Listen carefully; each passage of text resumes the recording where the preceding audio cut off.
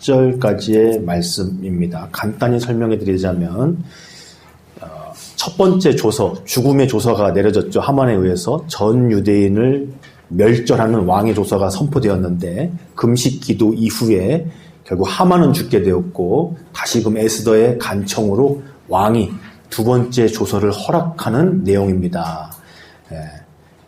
다시금 유대인들이 이제 구원의 날을 맞이할 수 있도록 두 번째 조서가 쓰여지는 내용이 담겨져 있어요. 첫 번째 조서를 대항할 수 있는, 죽음의 조서를 이기는 구원의 조서가 쓰여지는 내용이 담겨져 있습니다. 알고 읽으셔야 좀 이해가 되니까요. 자, 우리 8장 3절에서 우리 10절까지의 말씀을 함께 읽습니다. 에스더가 다시 왕 앞에서 말씀하며 왕의 발 아래 엎드려 아각 사람 하만이 유다인을 해하려 한 악한 꾀를 제거하기를 울며 구하니 왕이 에스더를 향하여 금규를 내미는지라. 에스더가 일어나 왕 앞에 서서 이르되 왕이 만일 즐거워하시며 내가 왕의 목전에 은혜를 입었고 또 왕이 이 일을 좋게 여기시며 나를 좋게 보실진대 조서를 내리사 아각 사람 함무다다의 아들 하만이 왕의 각 지방에 있는 유다인을 진멸하려고 꾀하고 쓴 조서를 철회하소서. 내가 어찌 내 민족이 화당함을 참아보며 내 친척의 멸망함을 참아보리까 하니 아하수에로 왕이 왕후 에스더와 유다인 모르드게에게 이르되 하만이 유다인을 살해하려 함으로 나무에 매달렸고 내가 그 집을 에스더에게 주었으니 너희는 왕의 명의로 유다인에게 조서를 뜻대로 쓰고 왕의 반지로 인을 칠지어다. 왕의 이름을 쓰고 왕의 반지로 인친 조서는 누구든지 철회할 수 없음이라 하니라.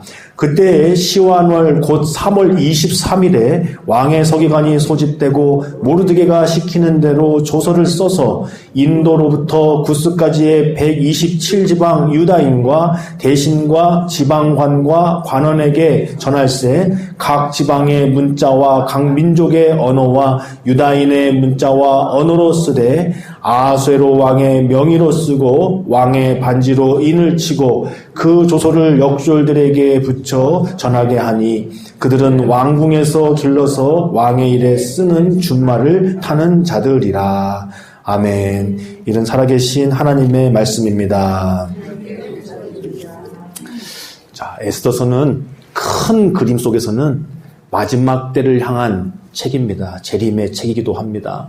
우리에게 내려진 진멸의 날이, 멸망의 날이 예수 그리스도를 통하여서 구원의 날이 되고 그 마지막 때에 우리에게 임할 심판이 우리의 멸망이 아니라 참된 구원의 날이 되는 그것을 담고 있는 그런 소망의 책, 구원의 책임을 큰 그림 속에서는 볼 수가 있습니다. 또한 에스더서는 하나님께서 살아계시며 섭리하신다는 것을 우리에게 가르쳐주는 책입니다. 잠언 말씀에 이런 말씀이 있죠. 제비는 사람이 뽑으나 그 일을 작정하기는 여호와께 있음이니라. 그러니까 사람이 어떤 결정하기 어려운 부분 앞에서 결국에는 우리의 삶을 누군가에게 맡길 때 뭐 제비를 뽑는다든가 오늘도 뭐 주사위를 던지는 장면들이 나오는데 그러나 거기에는 하나님의 섭리가 있다는 거죠. 물론 하나님을 믿지 않는 자들에게는 하나님의 섭리가 아니라 어떤 운명론적인 것들을 기대하는 거지만 우리는 살아계신 하나님께서 우주 만물과 구원의 역사와 우리 인생을 예정하시고 섭리하신다는 것을 믿는 존재들입니다. 그리고 그것을 에스더가 담고 있다는 거예요. 지금까지 우리가 그걸 살펴보았습니다. 다시 한번 오늘 정리해보는 게 좋을 것 같아요. 에스더서는 이러한 내용을 담고 있어요. 페르시아 제국 시대의 전 유대인들이 대적 아말렉 족속 아각의 후예였던 하만의 손에 진멸당할 뻔하다가 하나님께서 허락하신 거죠. 3일간의 온전한 금식 기도로 하나님 앞에 돌이키고 회개하고 간구하였을 때 하나님께서 예비하신 섭리로 그들이 구원받게 되는 이야기입니다. 진정한 구원은 나 죽을 뻔했는데 살았다. 이것을 넘어서는 우리가 하나님 밖에서 살았는데, 하나님 구하지 않고 살았는데, 하나님 섭리 밖에 살고 있었는데 다시금 하나님 안으로 돌아왔다. 하나님 섭리와 통치 안에 사는 존재들로 변화되었다. 그런 차원의 구원을 받았다는 거죠. 그 이야기를 담고 있는 것입니다. 이 유대인들은 그들의 죄로 인하여서 하나님께 심판과 회복의 약속 안에서 유다 왕국이 멸망하고 70년간 바벨론 포로 생활을 하고 있었어요. 그러다가 하나님의 약속이 때가 되어서 70년 만에 다시금 유대 땅으로 돌아가서 포로 1차 귀환 세대가 성전을 우여곡절 끝에 완공을 하였습니다. 그러나 안타깝게도 추가로 오는 사람들이 없었어요. 잠자고 있었습니다. 심지어는 죽어가고 있었어요. 그래서 하나님께서 이 에스더서에 기록되어 있었던 충격요법을 쓰신 거죠.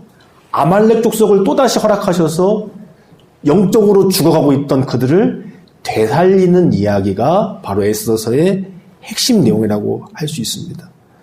세상 속에서 물들어가고 타협하고 죽어가고 있던 하나님의 백성들을 다시 살리는 이야기. 이게 지난주 말씀 이야기죠. 자, 하만은 유대인들을 멸절하기 위해서 어떻게 했느냐? 날짜를 받았습니다. 그들이 섬기는 우상들 앞에서 주사위를 던졌어요. 자, 유대인들이 죽을 날이 언제인지 한번 보자 하고 주사위를 던졌다는 거예요. 그랬더니 12월 13일이 나왔어요. 자, 오늘 숫자가 중요합니다. 12월 13일이 탁 나와서 그래, 11개월 뒤에 바로 12월 13일이 너희 죽을 날이다. 이렇게 주사위를 던져서 그날을 받았다는 거예요. 근데 결론은 하나님께서 이것을 완전히 뒤바꾸셔서 구원의 날로 바꾸셨다는 거죠. 자, 이렇게 당시에 고대인들은 주사위나 제비를 보면서 어떠한 존재가 그들의 삶에, 운명에 개입한다고 여겼습니다. 그리고 또 그것을 이용해서 사람들을 통제하고 정치하기도 했습니다. 이것은 오늘날도 마찬가지입니다. 뭐 예를 들면 지금 이제 연말 연시죠. 점집이나 절간이나 사주 보는 곳, 궁합 보는 곳, 심지어는 복권 판매하는 곳까지 가장 시즌입니다. 한몫 단단히 챙기는 기간이에요. 예.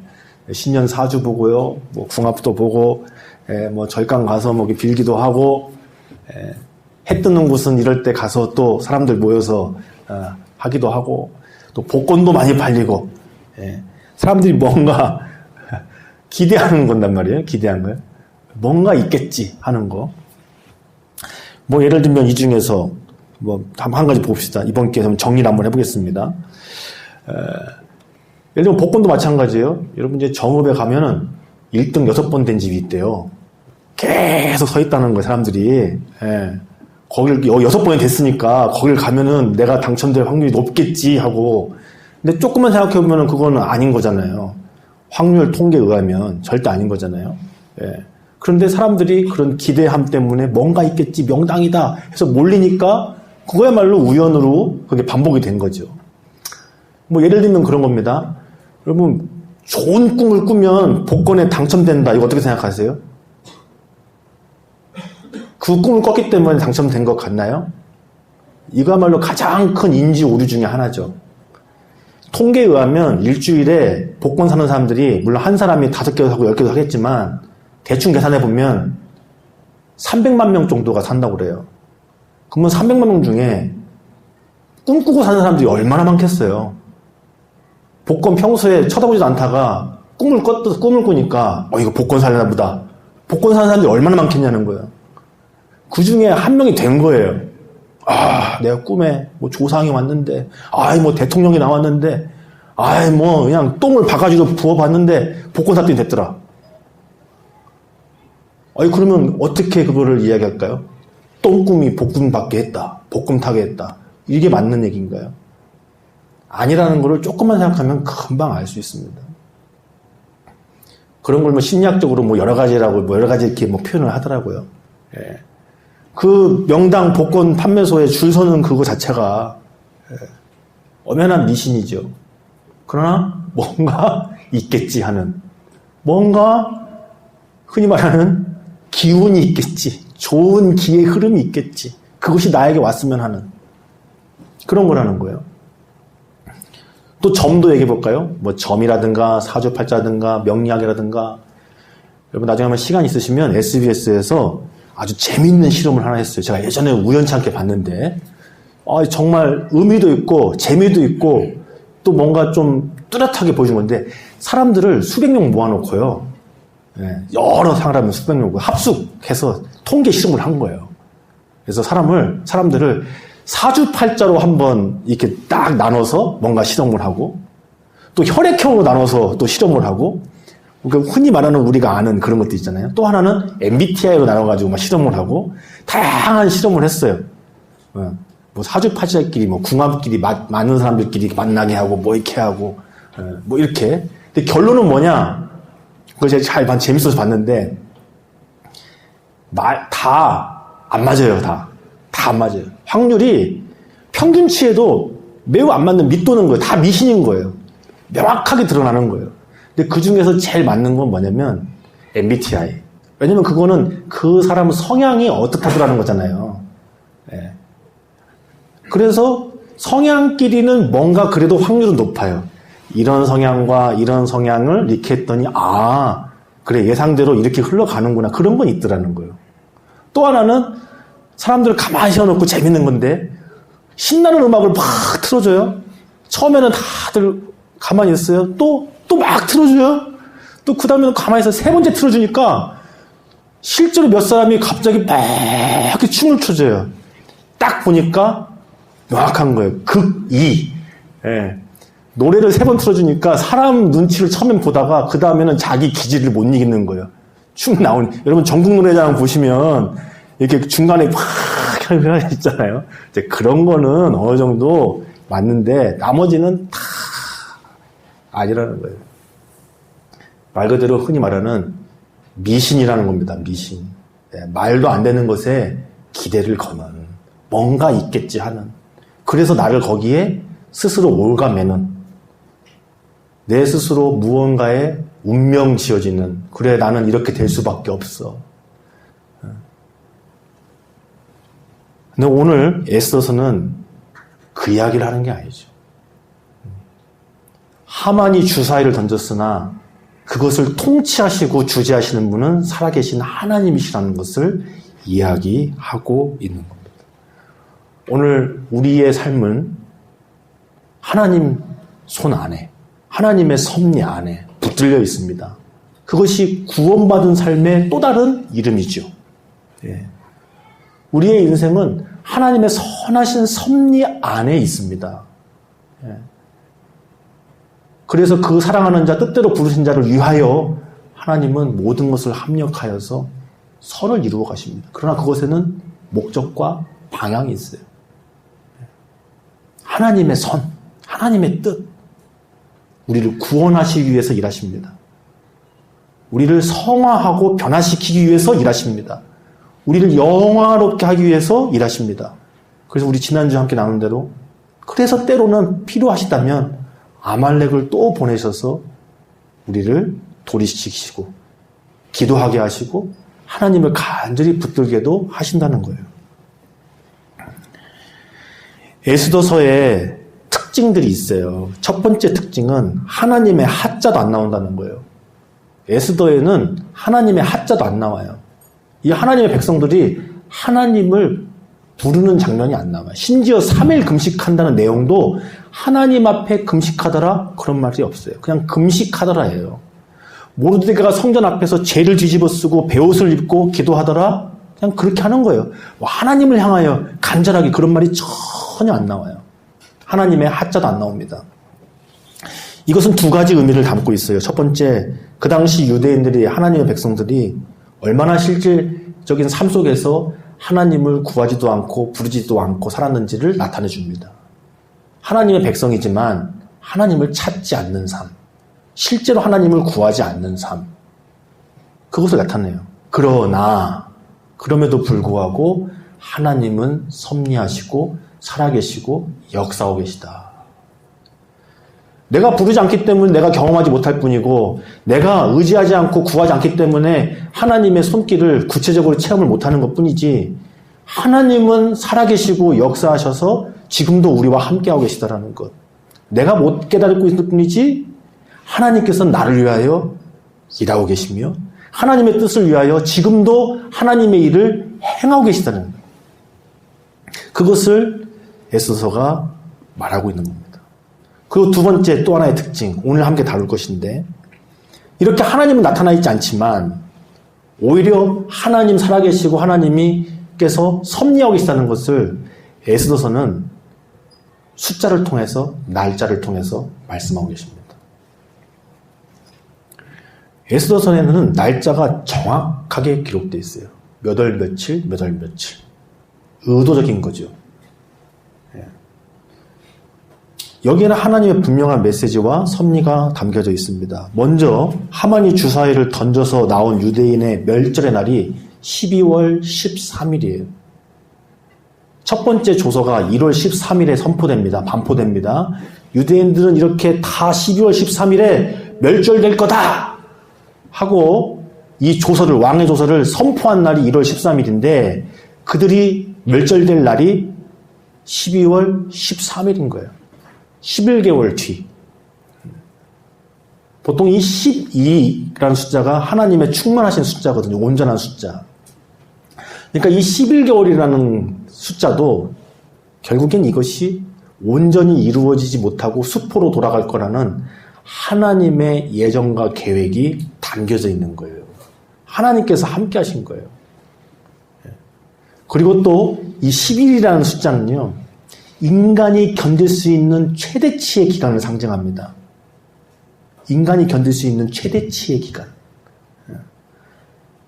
하나님께서 이스라엘 백성에게 이 11개월의 기간을 허락하신 거예요. 물론 악한 계획은 이루어지지 않고 수포로 돌아가겠지만 사람이 견딜 수 있는 이 최대치의 11개월의 기간. 이 얼마나 이 기간이 무섭겠어요. 11개월 뒤에 다 죽는다는데. 근데 그 기간을 짧게도 아니고 11개월씩이나 기다려야 되는 거예요. 우리 그런 말 있잖아요. 매도 먼저 맞는 게 좋다고. 그런 말도 있잖아요. 심지어 학교 다닐 때 우리 이렇게 매 맞고 걷잖아요. 근데 매 맞을 때 보통 사람마다 좀 틀리긴 한데 뒤로 가면 갈수록 더 무섭잖아요. 먼저 맞고 끝나는 게 편할 때도 있고 예를 들면. 근데 11개월씩이나 하나님께서 기간을 두셔서 유대인들을 온전히 변화되기 원하시는. 그러니까 우리가 3일간의 금식 기도에만 너무 집중하면 안 되고요. 하나님의 섭리, 손길, 에스더에 담긴 하나님의 그 크신 손길을 봐야 됩니다. 그래서 그 3일간의 금식 기도는 그들을 극적으로 돌아오게 하시는 계기인 거고 또 그 이후에 꽤 오랜 기간을 통하여서 하나님 앞에 변화되고 또 그들의 삶을 또 구체적으로 갱신하게 되는 기간을 주셨다는 거예요. 그래서 그 11개월의 기간을 주셨어요. 사람에게 가장 가장 끝까지 인내해야 되는 그 기간, 가득 차는 시간. 자, 이것이 담겨져 있습니다. 그리고 두 번째, 이게 오늘 더 중요한데요. 첫 번째 조서는 1월 13일에 반포가 되었어요. 그리고 오늘 본문 말씀에 두 번째 구원의 조서 모르드게를 통하여서 다시금 유대인들이 살 수 있는 날, 살 수 있는 그 조서를 써서 반포한 날이 언제냐? 3월 23일입니다. 산수로 계산을 하면 며칠 차이냐? 70일의 차이입니다.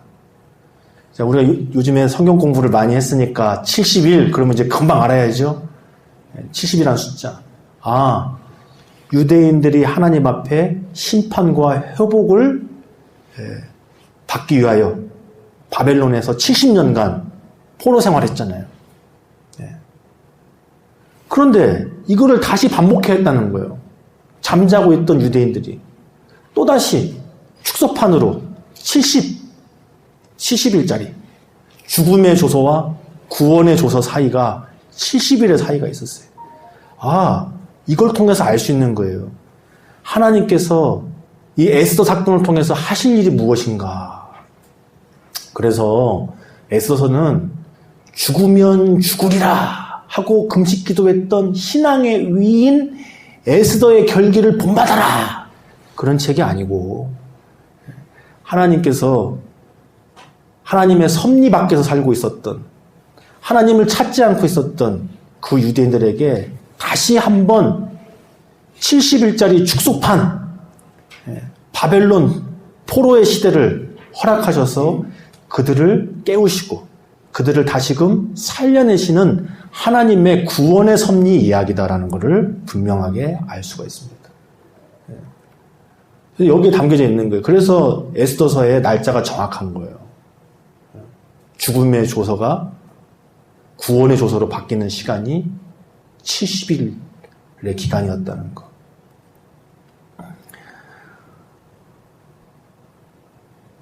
하나님께서는 우리의 삶 속에 이렇게 섭리하십니다. 하나님께서는 그 뜻을 세우시죠. 그걸 보고 예정이라고 그래요. 운명과는 다릅니다. 하나님께서는 살아계시기 때문에 하나님의 뜻이 있으세요. 하나님의 분명하신 예정은 무엇인가요? 우리 모두를 구원하시겠다. 이건 변치 않는 하나님의 예정인 거예요. 하나님은 우리를 사랑하신다. 이것은 하나님의 변치 않는 예정인 거예요. 그런데 그 예정을 어떻게 이루어 가시느냐? 우리의 삶에 섭리하셔서 그 예정을 이루시기 위해서 구체적으로 하나님은 일하신다는 것. 그걸 보고 우리는 유식한 말로 섭리하신다 그래요. 섭리하신다. 예. 그래서 이 하나님의 섭리와 예정과 섭리와 우리가 흔히 말하는 세상에서 말하는 운명과 숙명은 다른 겁니다. 그리고 운명이라고 그러잖아요. 여러분, 이건 운명이야.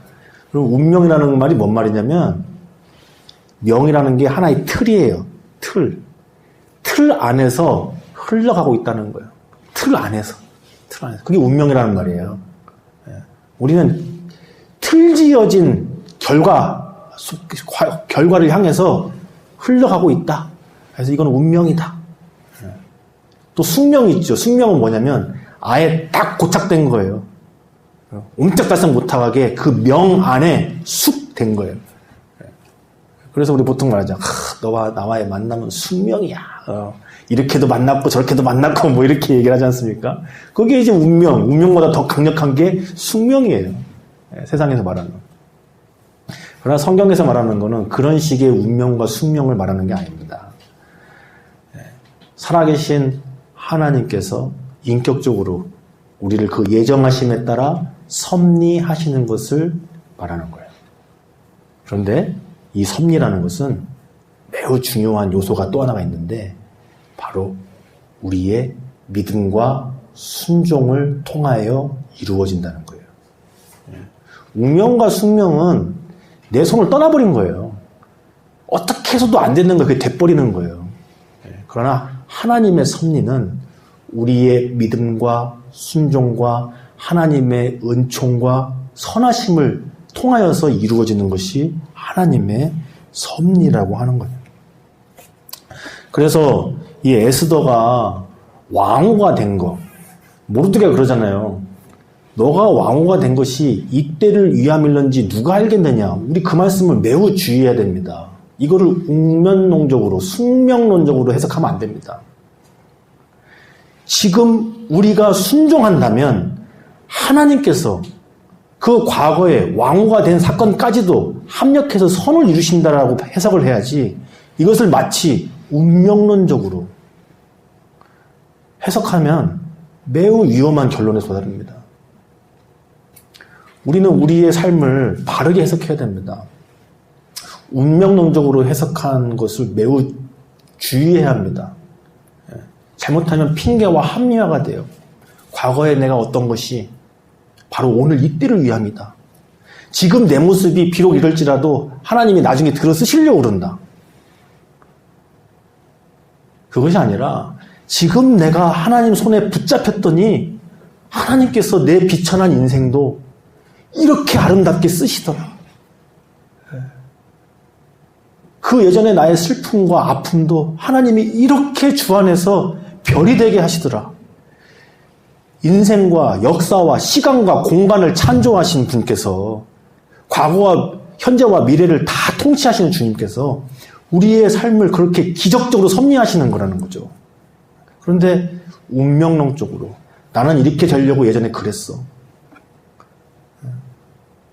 그리고 앞으로 이렇게 되려고 난 잠시 이런 거야. 이것은 자칫 잘못된 합리화와 미신에 빠질 수 있는 것입니다. 우리는 우리의 삶을 주님이 주시는 그 말씀 앞에, 약속 앞에, 예정하심 앞에 지금 드릴 때, 하나님께 순종할 때 그 하나님의 전능하신 손길이 우리의 인생을 아름답게 변화시키시는 거예요. 섭리하시는 겁니다. 예수님께서도 그러한 섭리의 사역을 많이 하셨죠. 대표적인 거 하나 보겠습니다. 여러분, 회당장 야이로와 혈루병 앓는 여인 이야기. 내용은 이래요. 회당장 야이로가 딸이 죽어가니까 그 모든 체면과 지위를 다 내려놓고 청년 예수 앞에 나아가서 무릎 꿇잖아요. 오셔서 내 딸에게 손을 얹어서 치유해달라고 간절히 요청합니다. 예수님께서 그 요청에 응답해 주시고 따라가십니다. 그런데 그 모습을 보던 사람이 있었어요. 그게 누구냐면 12해 동안 혈루병 앓던 여인. 다 잃었어요. 재산도 잃고 가족도 잃고. 그런데 용기를 내었어요. 아마도 회당장 야이로가 예수님 앞에 제 딸을 위하여서 오셔서 손을 얹어주십시오 하는 모습을 보면서 아마 용기를 얻었을 거라고 봐요. 아, 그래. 나도 저 예수님 옷자락에도 만지면 나을 수 있겠다. 이런 믿음이 들어온 거예요. 그래서 그 사람들, 인파 사이를 비집고 들어가서 예수님 옷자락을 잡았더니, 만졌더니 치유를 얻었더라. 예수님이 결국에는 그 여인을 불러내시죠. 누가 내 옷자락을 만졌느냐? 제자들이 그래요. 아니, 예수님 옷자락 만진 사람이 한둘이 아닌데 그게 무슨 얘기입니까? 다 나오란 얘기입니까? 아니다. 능력이 나간 여인이 있다. 아무리 날 만졌어도 그거는 만진 게 아니다. 믿음을 가지고 나를 만진 그 여인에게 역사가 일어나는 거다. 그 말이에요. 이것이 섭리입니다. 섭리. 하나님 앞에 믿음을 가지고 나온 자들에게 베풀어지는. 그래서 그 여인이 나와서 일어난 일들을 다 이야기하잖아요. 딸아, 안심하라. 자, 이번엔 두 번째. 회당장 야이로의 집에서 종들이 옵니다. 주인님, 따님이 죽었습니다. 사람들이 그래요. 여보게, 이제 예수님 괴롭게 하지 말게. 뭐 아팠을 때는 모르겠는데 죽었지 않냐? 예수님이 말합니다. 두려워하지 말고 이제 믿기만 하라고. 회당장 야이로가 예수님 말씀에 믿음과 순종을 드립니다. 아마 혈루병 앓는 여인 때문에 더 용기를 얻었을 거라고 봐요. 아니, 자기 눈앞에서 혈루병 앓는 여인이 나았잖아요. 12해 동안 고침 못 받다가 예수님 앞에 여찰해가지고 했더니 제가 지금 이렇게 나왔습니다. 그 구원받는 모습을 바로 앞에서 봤잖아요. 그래서 서로 이렇게 믿음의 품앗이를 해가지고 회당장 야이로도 딸이 죽었다는 절망 속에서 예수님만 믿고 나아갔더니 그 딸이 구원을 얻습니다. 자, 그런데 여기까지만 딱 보면 마치 회당장 야이로의 믿음과 혈루병 앓는 여인의 간절한 믿음을 본받아라. 이걸 얘기하는 것 같잖아요. 물론 그것도 맞습니다만 더 중요한 게 있어요. 마지막에 보면 그 소녀의 나이가 12살이더라. 혈루병 앓던 여인도 12해를 알아왔고 지금 하나님께서 살려주신 이 소녀의 나이도 12이더라. 이것은 무엇을 말하느냐면 야, 이렇게 신기한 일이 그런 얘기가 아니에요. 이런 우연의 일치가 그런 걸 얘기하는 게 아니에요. 하나님의 놀라운 섭리가 있다는 거예요. 하나님께서 결국에는 이 혈루병 앓는 여인, 이 회당장 야이로를 그 섭리 안으로 초청하셨다는 거예요. 그들만 초청하신 게 아니라 우리 모두를 초청하고 계시다는 겁니다. 그런데 과연 우리가 예수님 옷자락을 이게 스쳐 지나갔던 그런 무리들 중에 한 사람이 될 것이냐, 아니면 믿음과 순종으로 혈루병 앓았던 여인처럼 될 것이냐. 하나님의 섭리는 누구에게나 다 베풀어주고 있는데 그것이 과연 우리에게 임할 것인가. 야이로와 이 혈루병 앓는 여인의 이야기도 예수님께서 하나님이시고 우리의 삶을 섭리하시는 분이시라는 걸 나타내는 거예요. 1차적으로는. 그리고 그것을 누린 자가 누구냐? 바로 믿음으로, 순종으로 나온 사람들이라는 것을 말씀하고 계십니다. 여러분, 하나님께서 우리에게 크고 작은 방법으로 살아계심을, 우리와 함께 계심을 또 가르쳐 주시고 위로와 용기를 주십니다. 자, 요즘에 이제 저도 이렇게 말씀을 따라서 하나님 앞에 간구합니다. 이번 주에는 이 섭리하신 하나님에 대해서 이렇게 말씀을 나누니까 하나님 살아계심을 보여주시고 우연과 때마침의 은혜를 내게 주세요. 이번 주에 그랬거든요. 이틀 전에 우리 사모님하고 일하고 이제 늦게 밥을 먹어야 되는데 한 번도 안 가던 식당을 가고 싶은 거예요. 그날 춥고 하니까. 늦지막하게 갔어요. 한 번도 가본 적이 없는 식당에. 그래서 뜬금없이 거기 갔어요. 갑자기 생각이 나가지고. 딱 가서 밥을 먹고 딱 갔는데, 거기에 빛과소금 동아리 지도 교수님이 학생들하고 식사를 하고 계신 거예요. 여기 웬일이세요? 하고 인사를 하고 밥을 먹었어요. 밥 다 먹고 나서 하니까 교수님 오셔가지고, 목사님, 저기 식사비 계산하고 갑니다. 한 학기 동안 수고하셨어요. 하고 가시더라고요. 우연이죠. 세상에 이런 우연의 일치가. 각자 자주 가던 뭐 단골집도 아니고 갑자기 한 번도 안 가던 데를 갔는데 그래서 제가 하나님 감사합니다. 또 이렇게 하나님께서 나와 함께 하시고 살아계시다는 것을 가르쳐 주셔서 감사합니다. 이렇게 기도했어요. 올해 또 어떤 일이 있었느냐. 자, 하나님께서 은혜와 위로를 많이 주셨는데 저희 어머님 권사님께 고모님이 계세요. 저희 외할머니하고 고모님하고 같이 시골에서 사시는데 우리 고모님께서 이렇게 장애를 앓고 계시거든요. 어릴 때부터 이렇게 제가 정확히는 모르겠지만 이렇게 뇌성마비 비슷하게 이렇게 왜소하시고 이렇게 말을 못하세요. 평생 그렇게 사셨어요. 늦지막하게 저희 외할머니하고 우리 외고모 할머니라고 할게요. 두 분이서 이 시골 교회를 출석하시고 다니세요. 몇 년 꽤 되셨어요. 그런데 작년에 후두암이 걸리셨어요. 그래서 병원에서 연명치료를 할 건가 말 건가 가족들한테 선택을 하라고. 근데 이 자녀분은 계시지만 서울에 계셔가지고 또 아프셔가지고 결정권이 오히려 그분에게 없었고 우리 조카분들에게 있었던 거죠. 우리 어머니 형제들에게 어떻게 할 건가. 연명치료 할 건가 말 건가. 근데 의사 선생님이 이렇게 후두암이니까 먹을 수는 없어도 이렇게 천공을 해서 이렇게 이 음식물을 넣으면 사실 수는 있다고. 근데 우리 외삼촌 장로님께서 본인이 하시겠다고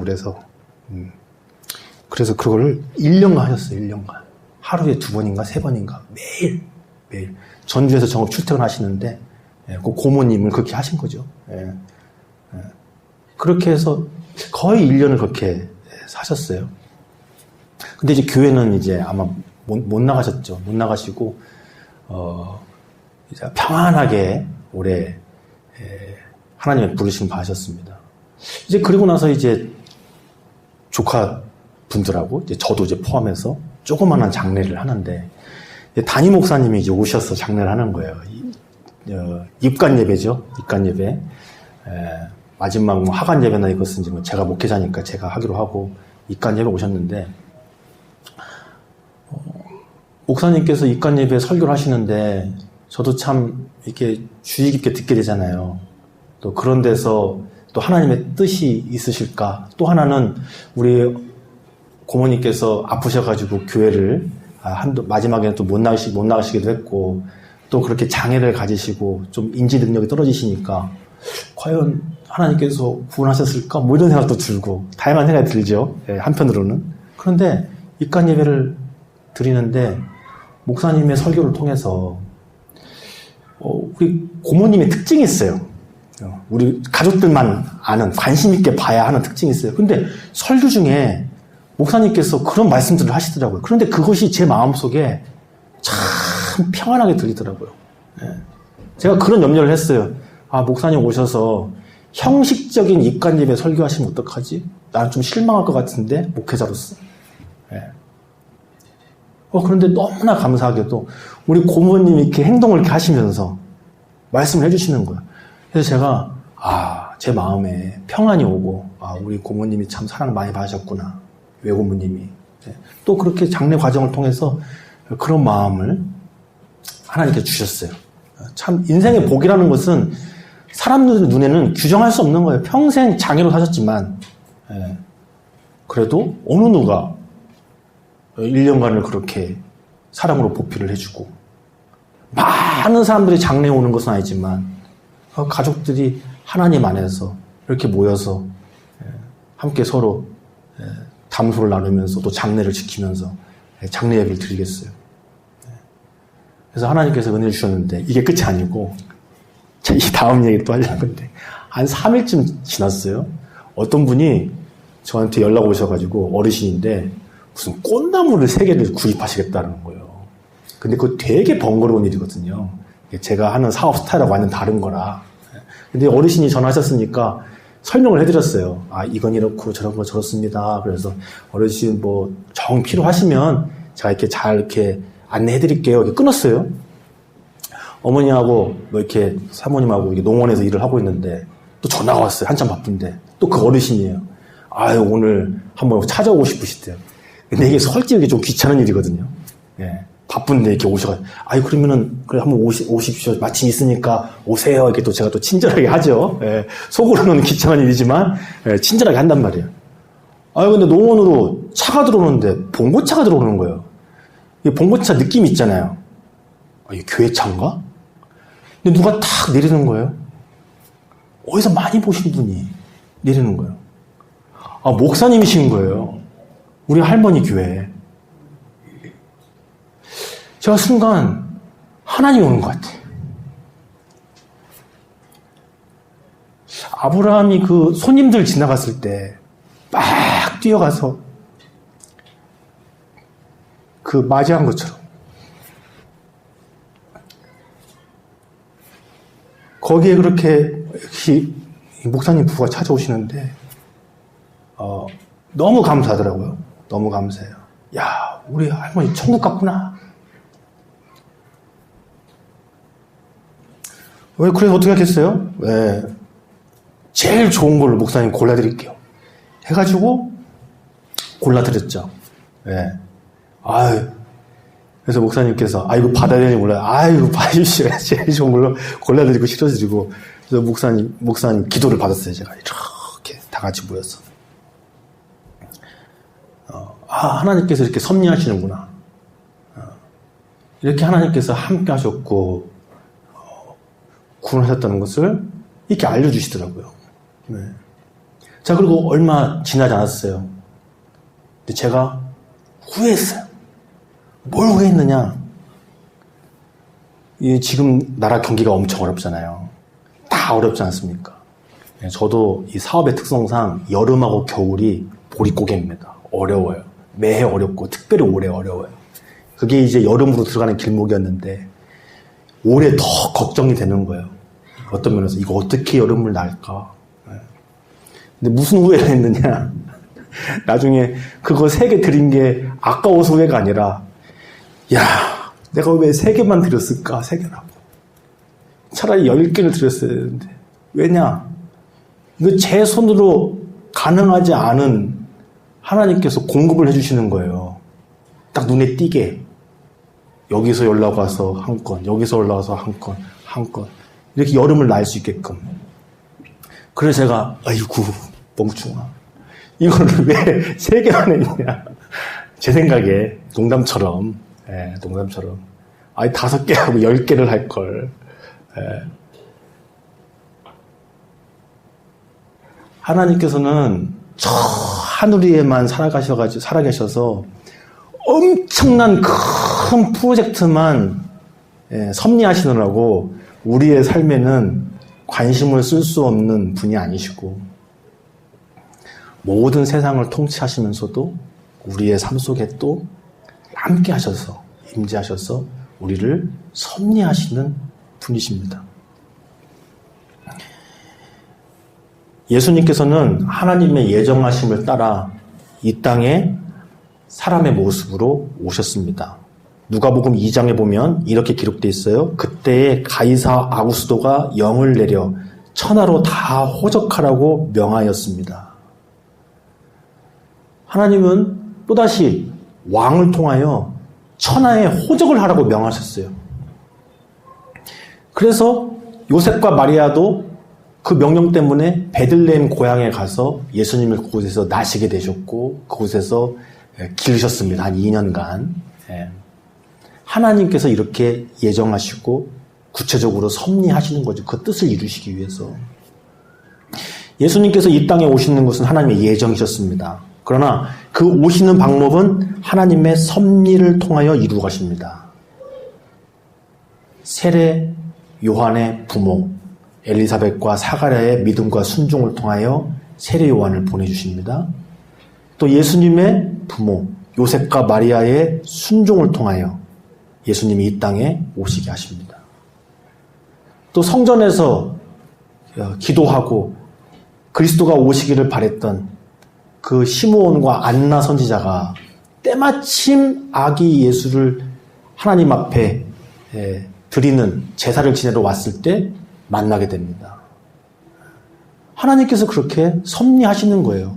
믿음을 가진 자를 통해서, 순종하는 사람을 통해서. 이 마지막 때도 주님께서는 어떻게 오시는가? 우리 주님께서 오시는 것은 예정된 일입니다. 이 땅이 마지막 때에 심판받고 구원받는 것은 예정된 일입니다. 오늘 에스더서에 나와 있는 것처럼 멸절의 조서가 구원의 조서로 뒤바뀌어서 마지막 그때가 우리가 구원받는 날, 모든 대적은 진멸받는 날이 되는 것은 하나님의 예정하심입니다. 그런데 그 예정하심을 위하여서 하나님은 이 땅에서 섭리하고 계시는데 과연 우리가 그 섭리 안에 살아갈 것인가? 우리가 그러한 구원받은 삶을 살아갈 것인가? 그것이 우리에게는 어떻게 보면 중요한 부분이겠죠. 그 하나님의 예정과 그 하나님의 섭리하심 속에 우리가 다시 그 안으로 회복되고 부르심 받아서 그것을 누리고 살 것인가? 오늘 지금 우리는 대림절 기간과 새해를 맞이합니다. 우리 교회도 새해에는 하나님 앞에 성구영신 예배 드리고 성경의 말씀대로 오늘 말씀처럼 제비를 뽑는 것처럼 새해에게 우리에게 첫 번째 주시는 말씀을 우리도 뽑죠. 그러나 이것이 1년 운세풀이가 되지 않으려면 우리를 운명짓고 숙명짓는 그런 말씀 뽑기가 되지 않으려면 우리는 살아계신 하나님 앞에 믿음과 순종으로 살아가야 하는 겁니다. 그게 빠져버리면 점집되는 거예요. 올해 하나님이 나를 어떻게 하나? 하나님이 올해 안에 나한테 뭐라고 말씀하시나? 좋은 말 나오면 기분 좋고 나쁜 말 나오면 기분 나쁘고 그렇게 되면 안 되겠죠. 살아계신 하나님께서 나를 사랑으로 섭리하시고 올 한 해를 예정하셔서 내 삶을 섭리하실 것인데 내가 어떻게 믿음과 순종을 드리며 하나님의 손길 안에 살아갈 것인가? 기대하는 마음, 기뻐하는 마음. 그래서 올 한 해를 하나님 앞에 나아가는 그런 때가 되기를 우리 주님께서 원하고 계십니다. 우리 다시 한번 그 하나님의 섭리 안으로 돌이켜서 진정한 구원받는 삶 되기를 우리 하나님께서 초청하고 계십니다. 기도하시겠습니다. 살아계신 하나님 감사합니다. 우리 삶 속에 섭리하시고 살아계셔서 선한 손길로 인도하시는 주님을 찬양합니다. 주님, 그 에스더와 모르드게와 유대민족에게 행했던 놀라운 구원의 섭리, 지금도 우리에게도 여전히 하나님께서 동일하게 일하시고 예수님께서 행하셨던 것처럼 우리에게도 여전히 성령님 역사하고 계십니다. 이 마지막 때에 그 하나님의 예정과 섭리 안에 살아가는 우리 믿음의 사람들 되게 하여 주시옵소서. 감사하며 예수님의 이름으로 기도드리옵나이다. 아멘.